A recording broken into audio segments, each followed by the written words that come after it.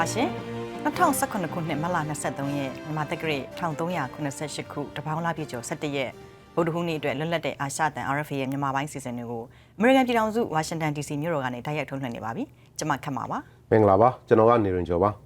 ဒီကနေ့တင်ပြမယ့်သတင်းတွေထဲမှာတော့မောင်နှောဒေသကမွတ်စလင်တွေကို1982ခုနှစ်နိုင်ငံသားဥပဒေနဲ့မညီဘဲ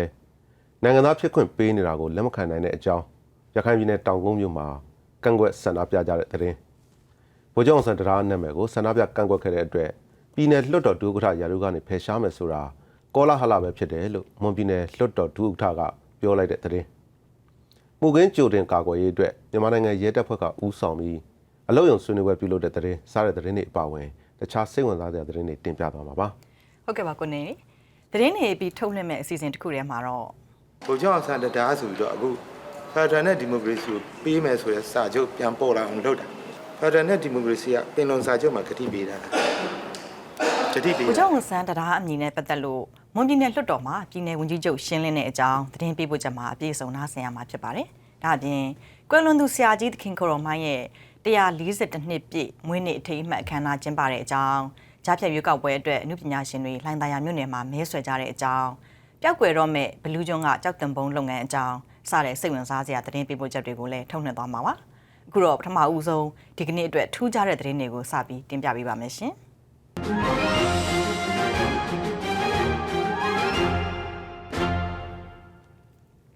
နိုင်ငံတော်သမ္မတဦးထင်ကျော်ဟာတရုတ်ပြည်သူသမ္မတနိုင်ငံကိုချစ်ကြည်ရေးခရီးသွားဖို့ပြင်ဆင်နေတယ်လို့သိရပါတယ်။အဲ့ဒီခရီးစဉ်အတွက်နှစ်နိုင်ငံကြားညှိနှိုင်းဆောင်ရွက်နေတယ်လို့နိုင်ငံတော်အတိုင်ပင်ခံရုံးဝန်ကြီးဌာနညွှန်ကြားရေးမှူးချုပ်ဦးစောထေးကသတင်းမီဒီယာတွေကိုပြောပါတယ်။ဒီခရီးစဉ်ဟာ NLD ပါတီအစိုးရသစ်တက်လာပြီးတဲ့နောက်ပိုင်းသမ္မတဦးထင်ကျော်ရဲ့ပထမဆုံးတရုတ်နိုင်ငံခရီးစဉ်ဖြစ်လာမှာဖြစ်ပါတယ်။ပြီးခဲ့တဲ့2015ခုနှစ်ဩဂုတ်လကနိုင်ငံတော်အတိုင်ပင်ခံပုဂ္ဂိုလ်ဒေါ်အောင်ဆန်းစုကြည်ဟာတရုတ်နိုင်ငံဝန်ကြီးချုပ်လီခက်ချန်ရဲ့ဖိတ်ကြားချက်အရပထမဆုံးပြည်ပခရီးစဉ်ဖြစ်တရုတ်နိုင်ငံကို9ရက်ကြာတွားရောက်ခဲ့ပါတယ်။အဲဒီခရီးစဉ်အတွင်းဒေါ်အောင်ဆန်းစုကြည်ဟာတရုတ်အစိုးရထိပ်ပိုင်းခေါင်းဆောင်တွေနဲ့တွေ့ဆုံပြီးတရုတ်နိုင်ငံရဲ့ပိုးလမ်းမကြီးအစီအစဉ်နဲ့တရုတ်နိုင်ငံရဲ့မူဝါဒကိုထောက်ခံပြောဆိုခဲ့ပါတယ်။သမ္မတဦးထင်ကျော်တရုတ်နိုင်ငံသွားဖို့ပြင်နေတဲ့အချိန်ဟာတရုတ်မြန်မာနယ်စပ်မှာအစိုးရတပ်မတော်နဲ့ MNDAA ကိုကန်တပ်ဖွဲ့တွေကြားတိုက်ပွဲတွေဖြစ်နေပြီးမြန်မာနိုင်ငံငြိမ်းချမ်းရေးလုပ်ငန်းစဉ်နဲ့ပတ်သက်လို့တရုတ်နိုင်ငံကပါဝင်ပတ်သက်မှုတိုးများလာနေတဲ့အချိန်လည်းဖြစ်ပါတယ်။မတ်လ21ရက်နေ့ကလည်းတပ်မတော်ကာကွယ်ရေးဦးစီးချုပ်ဗိုလ်ချုပ်မှူးကြီးမင်းအောင်လှိုင်နဲ့တရုတ်တမန်ကြီးတို့နယ်စပ်ဒေသတည်ငြိမ်ရေးအတွက်တွေ့ဆုံခဲ့ကြတယ်လို့ကာကွယ်ရေးဦးစီးချုပ်ရုံးကသတင်းထုတ်ပြန်ထားပါတယ်ခင်ဗျာ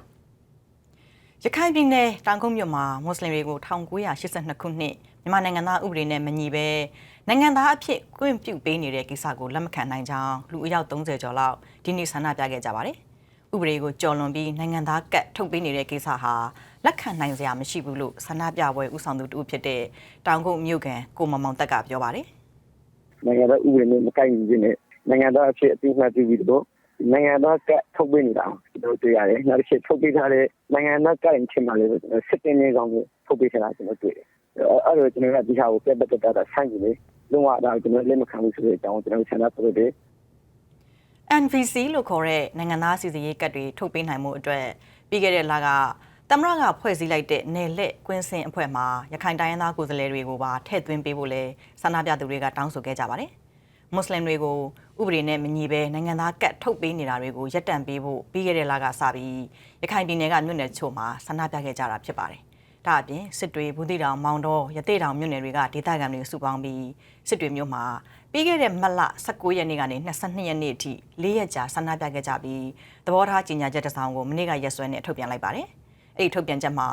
မွတ်စလင်တွေကိုနိုင်ငံသားအဖြစ်အသိအမှတ်ပြုဖို့ကပ်ပြားထုတ်ပေးနေတာနဲ့ပတ်သက်ပြီးရခိုင်ဒေသခံလူထုကိုယ်စားလှယ်တွေဥပဒေပညာတက်ကြွနားလည်တဲ့ဒေသခံတွေပူးပေါင်းပါဝင်တဲ့နိုင်ငံသားစီစစ်ရေးကော်မတီဖွဲ့စည်းပေးဖို့တိုက်တွန်းထားပါတယ်။ဒါအပြင်နိုင်ငံသားဖြစ်ခွင့်မရှိတဲ့မွတ်စလင်တွေကိစ္စဘယ်လိုဖြေရှင်းမယ်ဆိုတာကိုတိတိကျကျအသိမပေးနိုင်သေးတဲ့၍နိုင်ငံသားစီစစ်ရေးလုပ်ငန်းတွေကိုရပ်ဆိုင်းပေးဖို့လည်းတောင်းဆိုထားပါတယ်ရှင်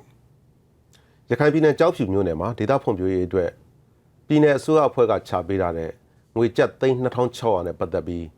းဒီကနေ့ကျင်းပတဲ့ပြည်내လွှတ်တော်အစည်းအဝေးမှာမေးမြန်းခဲ့ပါတယ်။ရန်ပုံငွေခွဲဝေသုံးစွဲတဲ့ကိစ္စမှာပွင့်လင်းမြင်သာမှုမရှိဘူးဆိုပြီးကြောက်ဖြူမြို့နယ်မဲဆန္ဒနယ်ကပြည်내လွှတ်တော်ကိုယ်စားလှယ်ဦးကျော်လွင်ကမေးမြန်းခဲ့တာဖြစ်ပါတယ်။ရှမ်းမြို့နယ်အသီးသီးတွင်ဒေသခံလွှတ်တော်ကိုယ်စားလှယ်များနှင့်မြို့နယ်အုပ်ချုပ်ရေးမှူးအခွင့်အရေးဆွေးနွေးညှိနှိုင်း ပူပေါင်းဆောင်ရွက်ခဲ့ကြတယ်လေကြောက်ဖြူမျိုးနယ်တွင်ပေါင်းစပ်ညီနိုင်မှုမရှိရှင်းသည်ဘာကြောင့်ဖြစ်တယ်ဆိုတာကိုရခိုင်ပြည်နယ်လွှတ်တော်ဥက္ကဋ္ဌကြီးမှတဆင့်သက်ဆိုင်ရာသို့မေးမြန်းအပ်ပါ ရခိုင်ပြည်နယ်လွှတ်တော်နဲ့အစိုးရအဖွဲ့ရဲ့တာမန်အသုံးစရိတ်ပိုရှံငွေတွေကိုစုပေါင်းပြီ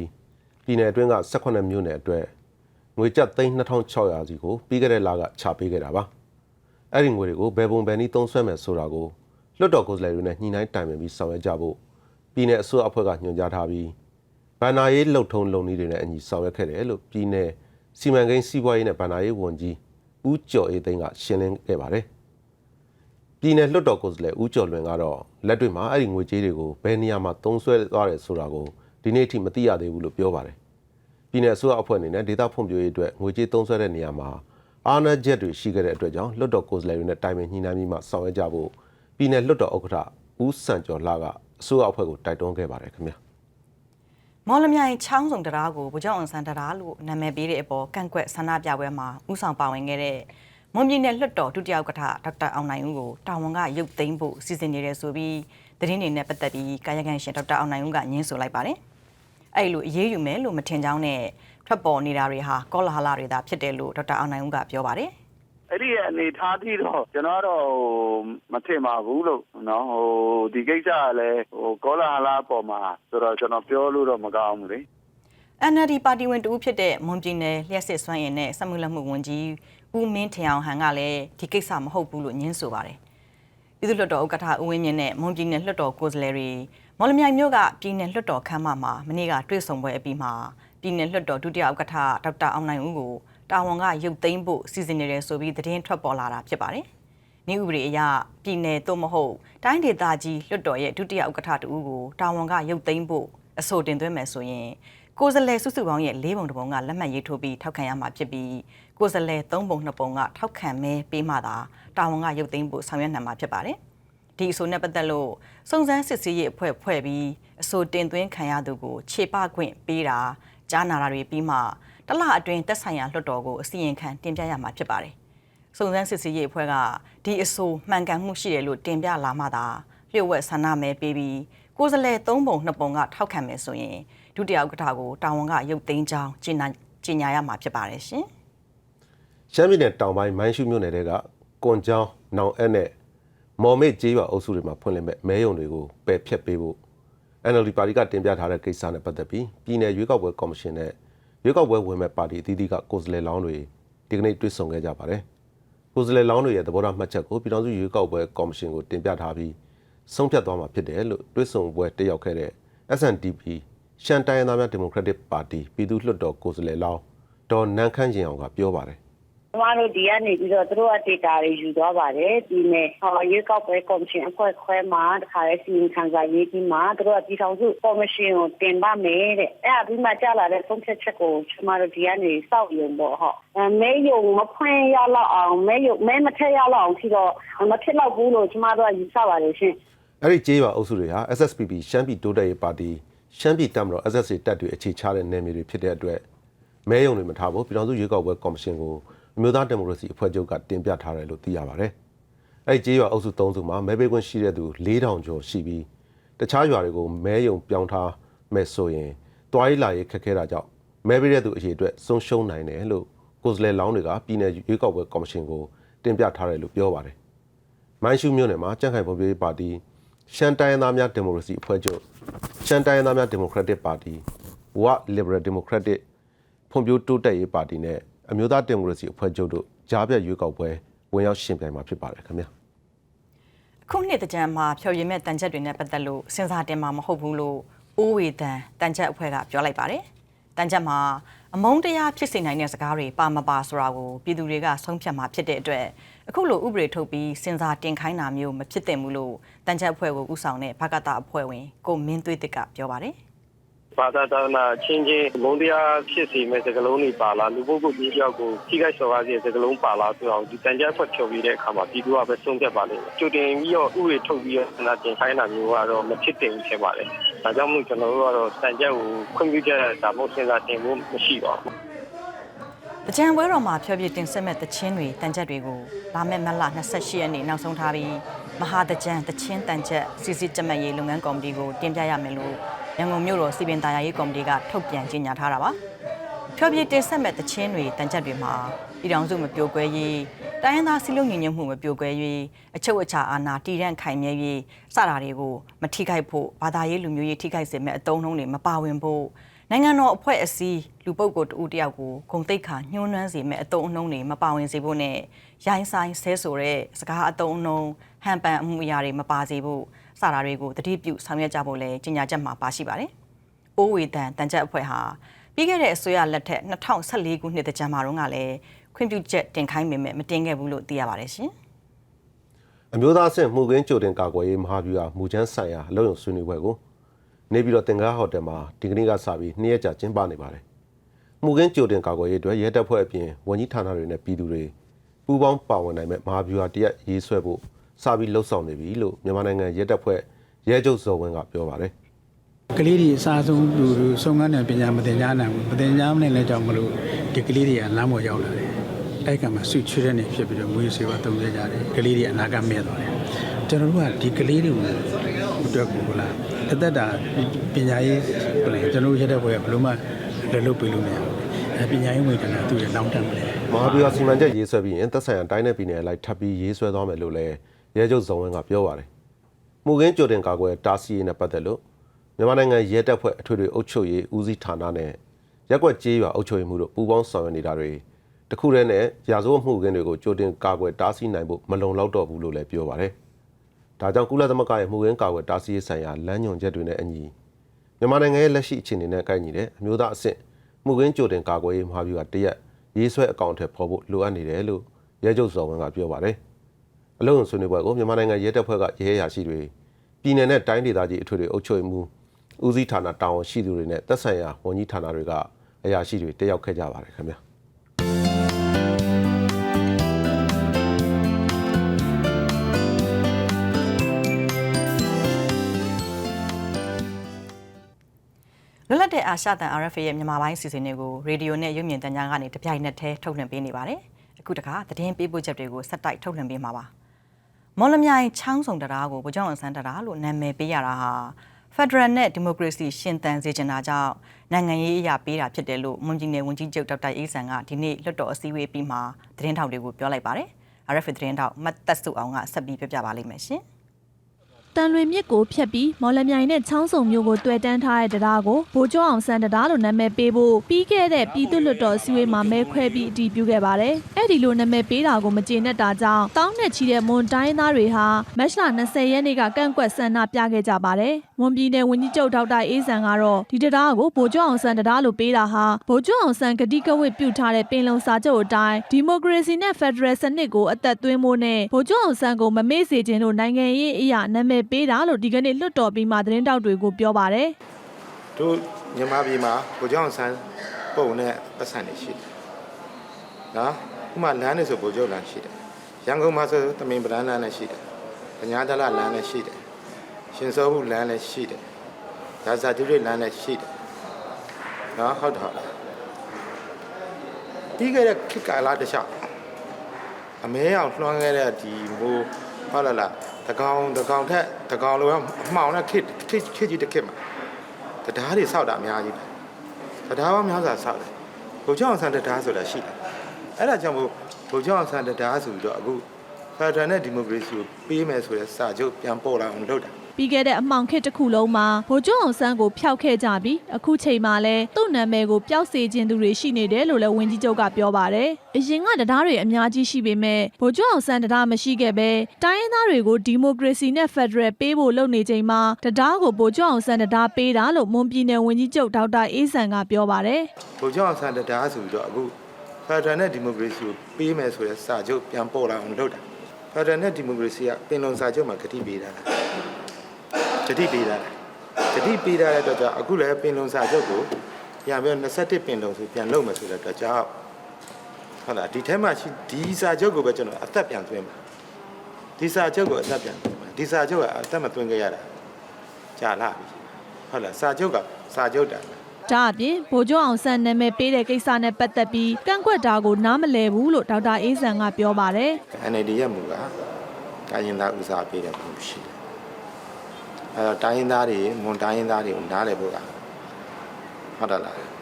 ကျွန်တော်တို့ဒီတရားကိုဗိုလ်ချုပ်အောင်ဆန်းတရားလို့ပြေးတယ်ဆိုလို့ရှိရင်ဗိုလ်ချုပ်အောင်ဆန်းနဲ့တိုင်းရင်းသားအနေနဲ့49ခုနှစ်6ထားတဲ့အပိုက်9နဲ့6ရာဒီမိုကရေစီစနစ်နဲ့အုပ်ချုပ်မယ်အဲ့ဒါပြီးအဲဒီတော့အခုကောက်နေကြဒီနာတရားလို့နာမည်ပေးတော့မကြိုက်ဘာဖြစ်လို့မကြိုက်လဲတော့ကျွန်တော်လည်းမသိနားမလည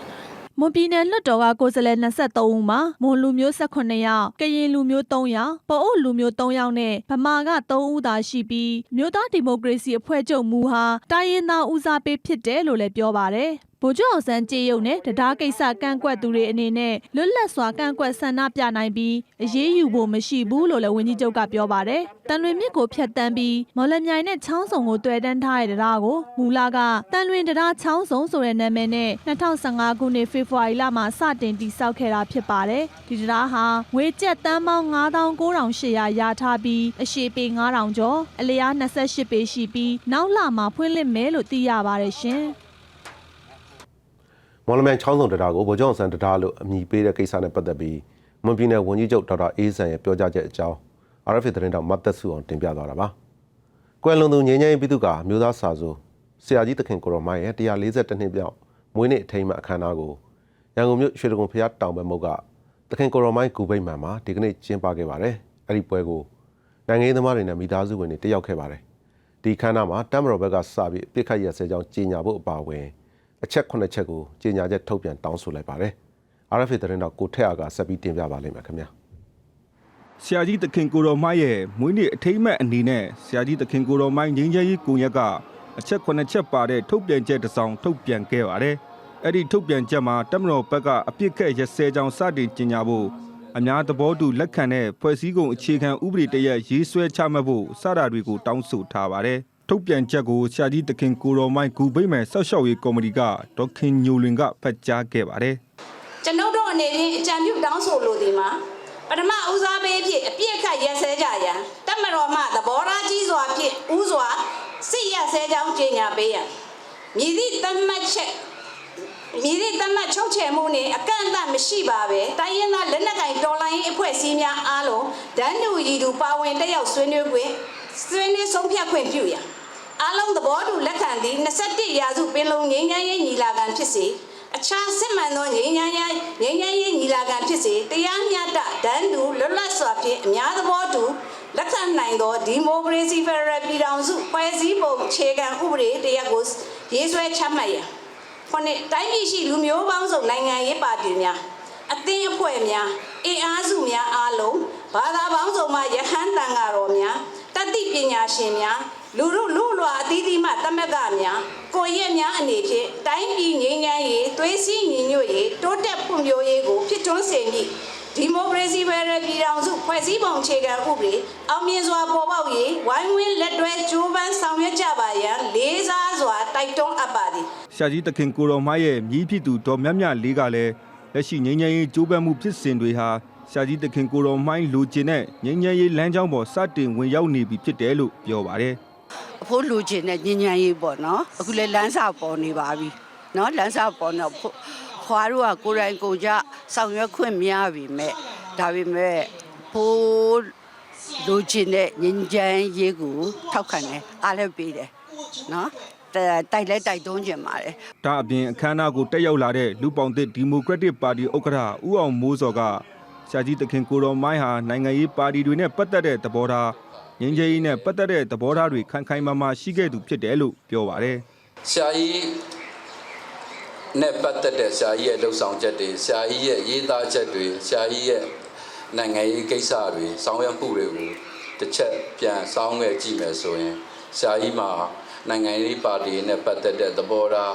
ဆရာကြီးမှာကျောင်းသားတွေနဲ့ပတ်သက်တဲ့သဘောထားဆရာကြီးမှာငြိမ်းချမ်းရေးနဲ့ပတ်သက်တဲ့သဘောထားကိစ္စရပ်တိုင်းမှာသူသဘောထားတွေဟာခိုင်ခိုင်မာမာရှိခဲ့တယ်လို့ကျွန်တော်ပြောချင်ပါတယ်ငြိမ်းချမ်းရေးပြည်သူ့ကဆရာကြီးသခင်ကိုရော်မိုင်းကို1886ခုနှစ်မတ်လ26ရက်နေ့မှာပြည်ခရိုင်ရွှေတောင်မြို့နယ်ဝလဲရွာမှာမွေးဖွားခဲ့တာဖြစ်ပြီး1964ခုနှစ်ဇူလိုင်လ23ရက်နေ့မှာကွယ်လွန်ခဲ့တာဖြစ်ပါတယ် ဆရာကြီးသခင်ကိုတော်မိုင်းဟာနေချက်စန့်ကျင်ရေးဖက်စစ်ဂျပန်စန့်ကျင်ရေးတို့မှာစာရေးဆရာကဗျာဆရာတဦးဖြစ်တာမကဒုဗမာအစည်းအရုံးမှာနာယကတဦးအနေနဲ့ပါဝင်ခဲ့သူဖြစ်ပါတယ်။ဒါအပြင်အမျိုးသားအကြောင်းတွေပေါ်ပေါက်လာရေးအတွက်ကျိုးပန်းရာမှာလည်းပါဝင်ခဲ့သူတစ်ယောက်ဖြစ်ပါတယ်။ဆရာကြီးသခင်ကိုတော်မိုင်းဟာကမ္ဘာငြိမ်းချမ်းရေးကွန်ရက်မြန်မာနိုင်ငံရဲ့ဥက္ကဋ္ဌတဦးလည်းဖြစ်ခဲ့ပြီး1955ခုနှစ်မှာကမ္ဘာငြိမ်းချမ်းရေးစတာလင်စုကိုချီးမြှင့်ခံခဲ့ရသူဖြစ်ပါတယ်။ဆရာကြီးဟာမကွဲလွန်ခင်အချိန်ထိပြည်တွင်းငြိမ်းချမ်းရေးကိုဒီဇိုင်းမက်ဥဆောင်တောင်းဆိုခဲ့သူလည်းဖြစ်ပါတယ်ခင်ဗျာ။ဆရာကြီးသခင်ကိုတော်မိုင်းရဲ့142နှစ်မြောက်မွေးနေ့အထိမ်းအမှတ်အခမ်းအနားကျင်းပခဲ့တဲ့အကြောင်းကိုထက်အားကတင်ပြသွားတာပါခင်ဗျာ။ RFA ရုပ်မြင်သံကြားအစီအစဉ်လေးကို Asia Set 7 ဂျူရီနဲ့ New Skies ဂျူရီတွေကနေတစ်ချိန်နဲ့တစ်ပြိုင်တည်းအယူကြည့်ရှုနိုင်ပါတယ်။တနင်္လာနေ့ကနေတောက်ကြနေ့အထိနေ့စဉ်အစီအစဉ်တွေကိုထုတ်လွှင့်ပေးနေပြီးစနေနေ့မှာထုတ်လွှင့်တဲ့အပတ်စဉ်ရုပ်သံမဂ္ဂဇင်းအစီအစဉ်ကိုတနင်္ဂနွေနေ့မှာနောက်တစ်ချိန်ထုတ်လွှင့်ပေးနေပါတယ်။ RFA မြန်မာပိုင်းအစီအစဉ်တွေကိုထုတ်လွှင့်နေတာပါ။လာမယ့်ဧပြီလ1ရက်နေ့ကျင်းပမယ့်ဂျားဖြတ်ရွေးကောက်ပွဲမှာဝင်ရောက်ရှင်ပြိုင်မဲ့ NLD အမျိုးသားဒီမိုကရေစီအဖွဲ့ချုပ်ကိုယ်စားလှယ်လောင်းအတွက်အမှုပညာရှင်တချို့စုပေါင်းပြီးရန်ကုန်လှိုင်သာယာမြို့နယ်မှာဒီကနေ့မဲဆွယ်စည်းရုံးခဲ့ကြပါတယ်။ RFA သတင်းတောက်မတ်တီရီမင်းစင်တင်ပြပါလိမ့်မယ်ရှင်။မကြခင်ပြုလုပ်တော့မယ့်2019ခုနှစ်ကြားပြည့်ရွေးကောက်ပွဲမှာ NLD ပါတီကလွှတ်တော်ကိုယ်စားလှယ်လောင်းဦးဝင်းမင်းကရန်ကုန်တိုင်းဒေသကြီးလှိုင်သာယာမြို့နယ်ကဝင်ရောက်ရှင်ပြိုင်သွားမှာဖြစ်ပါတယ်။ပြီးခဲ့တဲ့2015ရွေးကောက်ပွဲကလှိုင်သာယာမြို့နယ်ပြည်သူ့လွှတ်တော်ကိုယ်စားလှယ်ဒေါက်တာတန်းမြင့်ကစီးပွားရေးနဲ့ကုသရေးဝန်ကြီးဝန်ကြီးဌာနပြည်ထောင်စုဝန်ကြီးအဖြစ်တာဝန်ပေးအပ်ခံရတဲ့အတွက်ကိုယ်စားလှယ်နေရာကနေနှုတ်ထွက်လိုက်ရတာကြောင့်အဲ့ဒီနေရာမှာကိုယ်စားလှယ်လောင်းဦးဝင်းမင်းကဝင်ရောက်ရှင်ပြိုင်တာဖြစ်ပါတယ်။ဒီနေ့လှိုင်သာယာမြို့နယ်မဲဆွယ်ပွဲမှာနိုင်ငံကျော်အဆိုရှင်တွေဖြစ်တဲ့မီမီဝင်းဖေရှီကော်နီဒါရိုက်တာကြည်ပြူရှင်လွှတ်တော်ကိုယ်စားလှယ်အဆိုတော်စီရတော့စတဲ့အနုပညာရှင်10ဦးကျော်ကတခြင်းတွေတီးဆိုပြီးဖျော်ဖြေခဲ့ကြပါတယ်လွှတ်တော်ကိုယ်စားလှယ်လောင်းဦးဝင်းမင်းက NLD ကိုယ်စားလှယ်တွေဟာတိုင်းပြည်အကျိုးတည်ပိုးတဲ့သူတွေဖြစ်ကြောင်းနဲ့ပြောင်းလဲမှုတွေဆက်လုပ်ဖို့ NLD ပါတီကိုမဲပေးကြစို့ဆိုပြီးတိုက်တွန်းပြောဆိုပြီးမဲဆွယ်ခဲ့ပါတယ်ကျွန်တော်တို့ပြည်သူတွေဒီလက်နေတဲ့မစားဘူးကြောက်ခဲတဲ့ဘဝကိုလမ်းတွေတရားတွေချိုးဖဲ့ပြီးအိတ်ကျဲထည့်သွားမဲ့ပုံစံတွေမဟုတ်ပါဘူးကျွန်တော်တို့သားတွေကိုဒီဖက်ရှင်တွေဆက်လက်ပြီးပါကျွန်တော်တို့အနာဂတ်မှာပါရာလှပပြီးပုံမပေါင်းလို့နဲ့အနာဂတ်ကိုဖန်တီးနိုင်ဖို့အတွက်ကျွန်တော်တို့သားတွေကိုဒီဖက်ရှင်ကိုအောက်ခံမဲပေးကြပါလို့ဤလူများလေးလေးနဲ့ကျွန်တော်လည်းတဲကောင်းထားပါတယ်ဒီကြားပြည့်ရွေးကောက်ပွဲမှာတနိုင်ငံလုံးအတိုင်းအတာနဲ့လေးလက်တဲ့မဲဆန္ဒနဲ့19နေရာရှိပြီး NLD ပါတီက18နေရာမှာဝင်ရောက်ရှင်ပြိုင်သွားမှာပါ။လှိုင်သာယာမြို့နယ်မဲဆွယ်စည်းရုံးရေးမှာပါဝင်တဲ့အဆိုတော်ရှိကနှိမ့်ကြနေတဲ့မိမိတို့တိုင်းပြည်ကိုနိုင်ငံတကာနဲ့ရင်ပေါင်တန်းစေလိုတာကြောင့် NLD ကိုအနိုင်ရစေလိုတာလို့ပြောပါတယ်။နိုင်ငံအရန်ကိုချက်ချုံကြတဲ့ပုံသဏ္ဍာန်ကိုမတို့ကတွေ့နေရတာပဲ။အခုအင်တာနက်တွေသုံးရတဲ့အခါမှာလူတွေလည်းတွေ့နေရတာပဲ။သူများနိုင်ငံတိုးတက်မှုတွေအဲ့လိုတွေမြင်တဲ့အခါကျကိုယ့်နိုင်ငံကိုလည်းပြောင်းလဲခြင်းနဲ့အမှန်တိုင်းပြောတာ။တကယ်တမ်းပြောလို့ရှိရင်အမတို့ကလူတွေကိုအမုန်းမရှိပါဘူး။အမူကပေါ့နော်။မူကတော့ကိုယ့်နိုင်ငံကိုကောင်းစေခြင်းနဲ့ကောင်းမယ်လို့ပြောင်းလဲပေးမယ်လို့ကိုယုံကြည်ရတဲ့သူကိုအမတို့ကတော့ပြောင်းကျင်တယ်ဒါအမှန်တရားပဲအဲ့ဒီအတွက်အမကပြောင်းလဲမှုကိုလိုချင်တဲ့အတွက်2012တည်းကရေယုံကြည်ကြည်နဲ့ NLD ကိုက NLD နဲ့အမေစုကပြောင်းလဲမယ်ဆိုတာယုံကြည်တဲ့အတွက်အမကိုယ်တိုင်ပါခဲ့တာပါကိုယုံကြည်မှုကြောင့်ပါပဲဒီနေ့လှိုင်သာယာမြို့နယ်မဲဆွယ်ပွဲမှာအနုပညာရှင်တွေကလှိုင်သာယာ3ထိပ်မှတ်တိုင်မှာဖျော်ဖြေရေးစတင်ခဲ့ပြီးမိခွေစီနဲ့တမကုန်းမှာဆက်လက်မဲဆွယ်ခဲ့ကြပါတယ်လှိုင်သာယာမြို့နယ်မှာကနဦးစည်းရင်းတွေအရမဲပေးခွင့်ရှိသူ3,900,000 ကျော်ရှိတယ်လို့လွှတ်တော်ကိုယ်စားလှယ်လောင်းတွေကပြောပါတယ်လှိုင်သာယာမြို့နယ်မိခွက်စီကအနုပညာရှင်တွေမဲဆွယ်ပွဲကိုလာရောက်နားထောင်တဲ့ကိုအောင်ထေးရင်ကပြီးခဲ့တဲ့ရွေးကောက်ပွဲနဲ့ဆိုင်ရင်ဒီကြားပြည့်ရွေးကောက်ပွဲကိုစိတ်ဝင်စားတဲ့ပြည်သူတွေနဲနေသေးတယ်လို့ပြောပါတယ်ဟုတ်ကဲ့အများစုကတော့နေဟိုရင်အားလောက်တော့2015တုန်းကတော့တိတ်ပြီးတော့အဲ့လောက်ဒီအားရတိတ်ကြောင်းမလို့တိတ်တော့မရှိဘူးချို့တွေဆိုလို့ရှိရင်လည်းမဲစင်းပါတယ်မပါတယ်သွားမကြည့်တာတွေကတော့တော်တော်များများတော့တွေ့နေရတယ်အဲ့တော့ကျွန်တော်ကတော့လမ်းမှာတွေ့ရဆိုလို့ရှိရင်တော့တွေ့ရသူတော့မဲစင်းသွားကြည့်ဖို့တော့တိုက်တွန်းပြတာတော့များပါတယ်ဟုတ်အခုနောက်ပိုင်း2015နဲ့ရှင်တော့နည်းနည်းနဲနေတဲ့စိတ်ဝင်စားမှုတော်တော်လေးနေတာတွေ့ရပါတယ်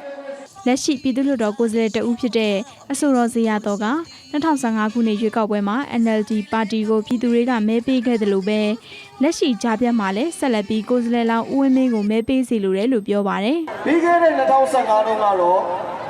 ကျွန်တော်တို့ရဲ့ဖွဲ့ချုပ်ဥက္ကဋ္ဌဖြစ်တဲ့နေတော်ဆန်းစုကြည်ဦးဆောင်သော NLD ပါတီကကိုယ်စားလှယ်ဒေါက်တာတန်းမြင့်ကိုတခဲနဲ့မဲပေးပြီးဟုတ်ပါတယ်အခုဆိုရင်ဒေါက်တာတန်းမြင့်ကစ စီးပွားရေးနဲ့ကုသရေးဝန်ကြီးဌာနရဲ့ဝန်ကြီးချုပ်လည်းဖြစ်သွားတာဝန်ဆောင်နေပါဟုတ်ကဲ့အဲ့ဒီတော့တနိုင်ငံလုံးစာကိုတာဝန်ယူရတဲ့ပုဂ္ဂိုလ်ရဲ့ကိုစားဒီမြို့နယ်ကိုဆက်ပြီးတာဝန်ယူဖို့အတွက်အဖွဲ့ချုပ်ကရွေးချယ်ပေးလိုက်သောပုဂ္ဂိုလ်ကတော့အားလုံးလည်းသိတယ်ကိုဝင်းမင်းတက်ဖြစ်ပါတယ်ဗျာအားလုံးလည်းပါလားလှိုင်သာယာမြို့နယ်မှာအမျိုးသားဒီမိုကရေစီအဖွဲ့ချုပ် NLD ပါတီနဲ့ရှင်ပြိုင်ရမယ့်ပါတီတွေကတော့ကြက်ခိုင်ဖွံ့ဖြိုးရေးပါတီ၊တိုင်းရင်းသားစည်းလုံးညီညွတ်ရေးပါတီ၊ရခိုင်မျိုးသားပါတီစတဲ့ပါတီတွေကကိုယ်စားလှယ်လောင်း9ဦးဖြစ်ပါတယ်ရှင်။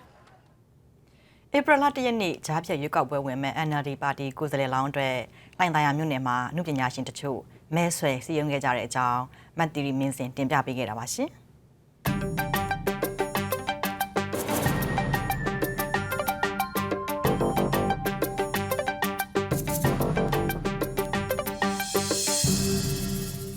လွတ်လပ်တဲ့အာရှတန် RFA ရဲ့မြန်မာပိုင်းအစီအစဉ်တွေထုတ်လွှင့်နေတာပါ။မွန်ပြည်နယ်ဘလူးကျွန်းချောင်းစုံမြို့နယ်မူထွန်းကျေးရွာမှာကြောက်တင်မုံလုပ်ငန်းကိုနှစ်တော်ကြာတွင်တွင်ကျဲကျဲလုပ်ကင်ခဲ့ပေမဲ့အခုချိန်မှာတော့တဖြည်းဖြည်းကွယ်ပြောင်းလာနေပါပြီ။မူထွန်းကျေးရွာဒေသခံတွေအနေနဲ့တင်မုံကြောက်ရှားပါလာတဲ့အတွက်လုပ်ငန်းမတွင်ကျဲတော့ပဲမိသားစုစားဝတ်နေရေးအတွက်ထိုင်းနိုင်ငံနဲ့မြန်မာနိုင်ငံအနှံ့အပြားကိုသွားပြီးအလုပ်လုပ်နေကြပြီဖြစ်ပါတယ်။ RFA သတင်းတောက်ကိုတန့်စင်ဦးဆက်ပြီးတင်ပြပါလိမ့်မယ်ခင်ဗျာ။မော်လမြိုင်မြို့တစ်ဖက်ကန်းကနေဆက်လီနဲ့ကူးပြီးရင်မူတွန်းကျေးရွာကိုဆိုင်ကယ်နဲ့မိနစ်30လောက်မောင်းနေရပါတယ်။မူတွန်းကျေးရွာမှာနေထိုင်ကြတဲ့သူတွေအများစုဟာကြောက်တင်မုံလုပ်ငန်းနဲ့လေယာလုပ်ငန်းကိုသာအဓိကထားလုပ်ကင်ကြတာဖြစ်ပါတယ်။အရင်တုန်းကဆိုရင်မိသားစုတစုဟာကြောက်တင်မုံလုပ်ငန်းနဲ့စားဝတ်နေရေးအဆင်ပြေပေမဲ့နောက်ပိုင်းကြောက်တင်မုံကိုနေတွေမှာပဲအသုံးပြုတော့တဲ့အတွက်ကိုယ်ပိုင်အလုပ်မလုပ်တော့ပဲလက်ခစားဖြစ်လုပ်နေရတယ်လို့မူတွန်းကျေးရွာကဒေါ်ကျင်တန်းကရှင်းပြပါတယ်။အဲ့ဘက်တင်ကကျောင်းသားတွေများများတောက်ပြီးတော့များ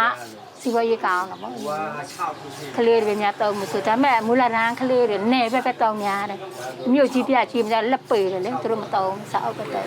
နေကြတော့တောနေကြတော့တောင်းများမြို့ပေါ်ကမူကြိုကျောင်းနဲ့မူလာရန်ကျောင်းတွေမှာအရင်လိုကြောက်တင်မုံနဲ့ကြောက်တံအသုံးမပြုတော့ပဲစားအုပ်တွေပေါ်လာတဲ့အတွက်မြို့နယ်လူရန်စားအတော်များဟာကြောက်တင်မုံတွေကိုအမှတ်တရပစ္စည်းတစ်ခုအနေနဲ့သာဝယ်ယူကြပါတယ်အကျန်းထိုးတဲ့ကြောက်တင်မုံတစ်ချက်ကိုမြန်မာငွေကျပ်60လောက်ရပြီးအကျန်းထိုးတဲ့လူနဲ့ကြောက်တင်မုံမှာရေးမှတ်တဲ့ကြောက်တံလောက်တဲ့သူမတူကြပါဘူး။ကြောက်တင်မုံတစ်ချက်ရဖို့အတွက်အဆင့်4-5ဆင့်လောက်လုပ်ပြီးမှကြောက်တင်မုံတစ်ချက်ရရှိတာဖြစ်ပါတယ်။မိသားစုစားဝတ်နေရေးအတွက်ကြောက်တင်မုံလုပ်ငန်းဟာအဆင်မပြေပေမဲ့နှစ်အတော်ကြာလုပ်ကင်နေရဆဲဖြစ်ပါတယ်။ကြောက်တင်မုံပေါ်မှာရေးတဲ့ကြောက်တံလုပ်နေတဲ့ဒေါ်တန်းလာကအပြိုကလေးကကြောက်တံထိုးတဲ့အလုပ်ကိုလုပ်ကင်ခဲ့ပြီးအခုချိန်မှာတော့ကြောက်တံအချောင်းရည်1500ထိုးရင်3500ကျပ်ရတယ်လို့ပြောပါတယ်။ဒီလိုမျိုးတော့မရှိတော့ဘူးလေ။ဒါ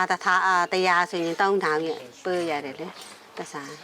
မလောက်ဘူးပေါ့။သမီးတွေချမ်းပြီးသွားလို့ရှိရင်သူတို့ပို့လာရင်စားပေါ့။မလောက်ဘူးဒီပစ္စည်းနဲ့ဆိုရင်မလောက်ဘူးပေါ့။တင်မုံကြောက်အထွက်နေသွားတဲ့အတွက်လုပ်ငန်းရှင်တော်တော်များများဟာကြောက်တင်မုံလုပ်ငန်းကိုဆက်လက်မလုပ်ကင်တော့တဲ့အတွက်ကြောက်တင်မုံလုပ်ငန်းဟာတဖြည်းဖြည်းပြောက်ကွယ်လာတာဖြစ်ပါတယ်။မူတွန်းကြေးရွာကသူတွေဟာကြောက်တင်မုံလုပ်ငန်းကိုသတင်းကျွတ်အပြီးနွေရာသီဝင်မှသာစတင်လုပ်ကင်ကြတာဖြစ်ပါတယ်။အခြားစီးပွားရေးမလုပ်ကင်တတ်ကြတဲ့အတွက်မိုးရာသီမှာတော့လက်သမားအလုပ်ကိုလုပ်ကင်တယ်လို့ဒေသခံဦးမိုးနှောင်းကပြောပါတယ်။ကျွန်တော်ကစီစဲငါလက်သမားပဲထွက်နေတယ်ဗျ။နောက်တော့ဆိုရင်တနွေပဲလောက်တယ်။တရင်ကျွပွင့်စားလောက်တယ်။ဒီနေ့အချိန်မှာတော့ကြောက်တင်မုံတွေကိုအသုံးပြုမှုနည်းသွားပေမဲ့မူတွန်းကြေးရွာကသူတွေကတော့တရင်ကျွအပီးဆိုတာနဲ့ကြောက်တင်မုံလုပ်ငန်းကိုဆက်လက်လုပ်ကင်နေဆဲဖြစ်ပါတယ်ခင်ဗျာ။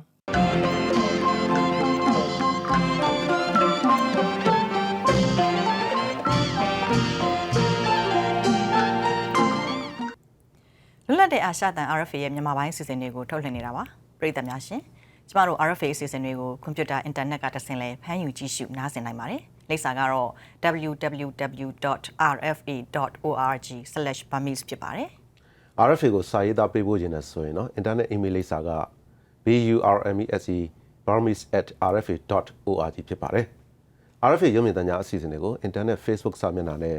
YouTube စာမျက်နှာတွေကနေလည်းတိုက်ရိုက်ကြည့်ရှုနိုင်ပြီဆိုတဲ့အကြောင်းကိုအသိပေးရပါတယ်ခင်ဗျာဒီညအတွက်ရုပ်မြင်သံကြားအစီအစဉ်တွေကိုဒီမှာတင်ရနာတော့မှာဖြစ်ပြီးရေဒီယိုအစီအစဉ်တွေကိုဆက်တိုက်ထုတ်လွှင့်ပေးသွားမှာဖြစ်ပါတယ်ရှင်